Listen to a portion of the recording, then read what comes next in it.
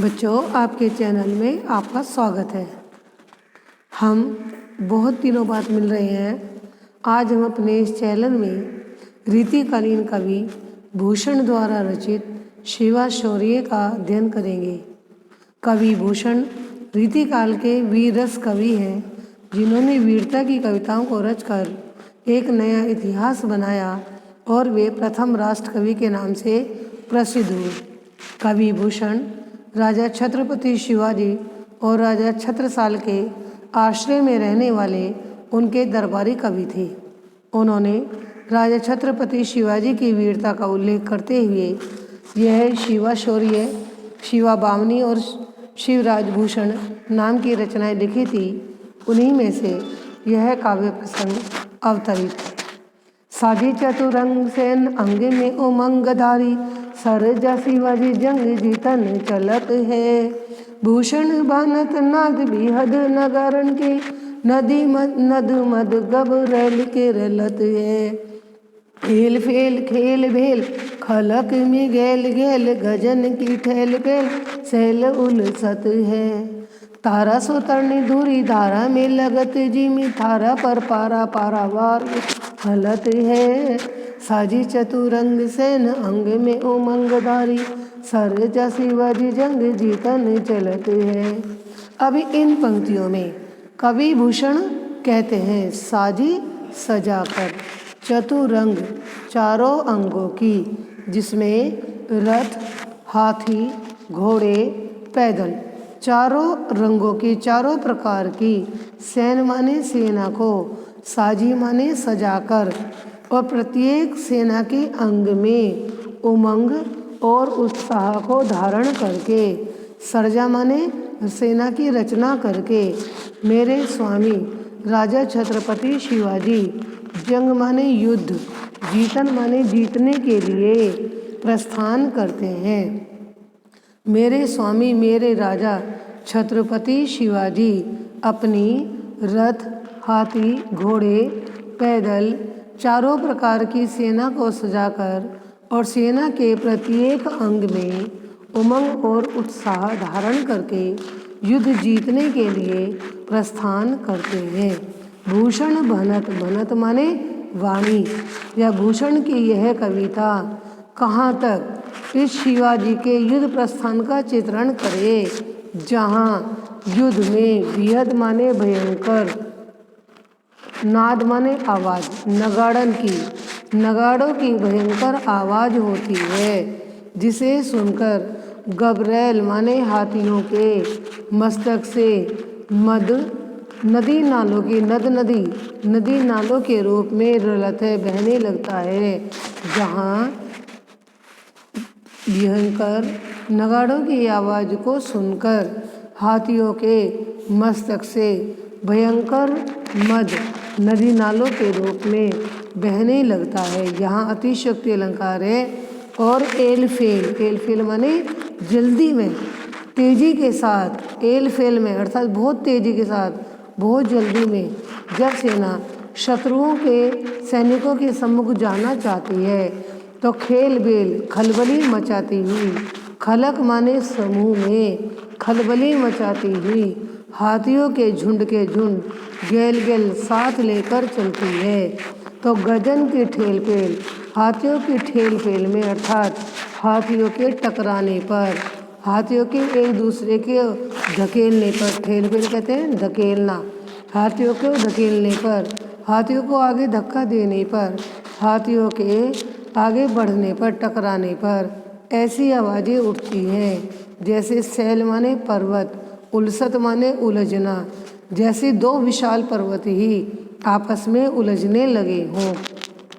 और जब यह सेना किसी धूल वाले मार्ग से युद्ध के क्षेत्र की ओर प्रस्थान करती है, तो तारा सो तरनी, तरनी माने सूर्य, धूरी धारा, उस धूल की धारा में, उस धूल के भवंडर में सूर्य भी तारे के समान कांतिहीन सा लगने लगा है। जैसे कांतिहीन तारा जमा दिया हो, सूर्य भी ऐसा कांतिहीन दिखने लगा है। थारा पर पारा पारावार हलत है। और धरती इस तरह से कांपने लगती है, इस तरह से भयभीत रखती है जैसे थारा माने थाली में रखा हुआ पारा हो, या इस धरती पर सागर में बड़ी ऊंची ऊंची लहरें उठ रही हो, सागर भी हिलने लगा हो, सागर भी कांपने लगा हो। प्रस्तुत पद्य अवतरण में कवि भूषण छत्रपति शिवाजी की वीरता का चित्रण करते हैं। एक बार पुनः देखें। राजा छत्रपति शिवाजी अपनी चारों अंगों की अर्थात चारों ही प्रकार की हाथी, घोड़े, पैदल, रथ आदि, यानी रथ, हाथी, घोड़े, पैदल चारों ही प्रकार की सेना के अंगों को सजाकर उमंग और उत्साह को धारण करके युद्ध जीतने के लिए जब युद्ध क्षेत्र की ओर प्रस्थान करते हैं तो कवि भूषण की भनक माने कविता कहाँ तक उस नाद माने आवाज़, वेद माने भयंकर, उस भयंकर आवाज़ का किसकी नगाड़न, नगाड़ों की उस भयंकर आवाज़ का वर्णन कहाँ तक करे। इसका अर्थ है नगाड़े की आवाज़ का कहाँ तक वर्णन करे, क्योंकि उसे सुनकर तो हाथियों के मस्तक से मद भी नदी नालों की तरह से बहने लगता है। और जब यही हाथी हेल फेल में अर्थात जल्दी में बहुत तेज़ी के साथ खेल फेल खलबली मचाते हुए साथ साथ सेना के साथ साथ जब ये युद्ध क्षेत्र की ओर बढ़ते हैं तो हाथियों की ठेल फेल में अर्थात हाथियों के टकराने से, हाथियों के आपस में आगे बढ़ने से, हाथियों के चिंगाड़ने से ऐसी आवाज़ें उठती हैं जैसे शैल माने पर्वत शिखर ही आपस में उलझने लगे हों। और जब ये सेना किसी भी रास्ते से युद्ध क्षेत्र की ओर प्रस्थान करती है तो धूरी धारा अर्थात धूल की धारा में, धूल के बवंडर में, धूल के उठने से तरने माने सूर्य भी तारे के समान ही लगने लगा है और धरती ऐसी कँपने लगती है, थारी माने जैसे थाली में रखा हुआ कोई पारा हो, और सागर में उठने वाली असंख्य गर्जना करने वाली लहरें ही हलतों माने हिलने लगी हो या उत्पन्न होने लगी हो। इस प्रकार बच्चों इस पद्य अवतरण पर आधारित जो ये प्रश्न उत्तर हैं, अब हम इनके उत्तर देखेंगे। आपको कक्षा में समझाया था कि बेटे पद्य अवतरण आधारित प्रश्नों में आपको केवल पद्य अवतरण को ही अपना फोकस बनाना है। जैसे पद्य अवतरण का प्रथम प्रश्न है पद्यांश के कवि और शीर्षक का नाम लिखिए, तो कवि का नाम है कवि भूषण और शीर्षक का नाम है शिवा शौर्य। अब इसमें रेखांकित अंश की व्याख्या कीजिए।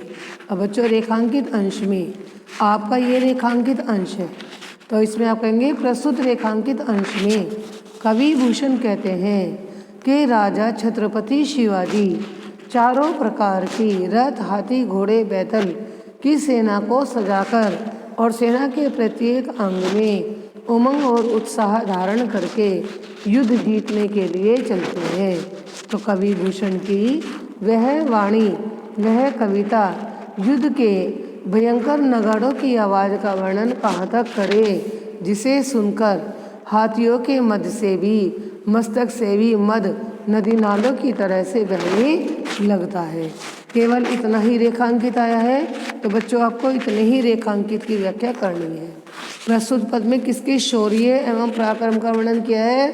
छत्रपति शिवाजी एवं उनकी सेना का। शिवाजी के युद्ध प्रस्थान के समय पहाड़ों की स्थिति क्या हो गई है? जैसे दो हाथी आपस में टकराने लगे हैं, वे भी कांपने लगे हैं।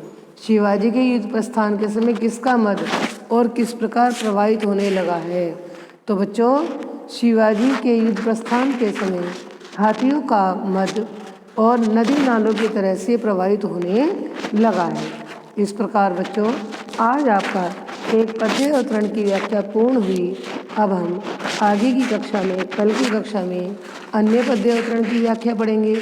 इस पद्य अवतरण में मुख्य रस वीर है, भाव और गुण ओज है, शब्द शक्ति लक्षणा है और अलंकारों में अतिशयोक्ति अलंकार है, उपमा अलंकार है, रूपक अलंकार है। धन्यवाद।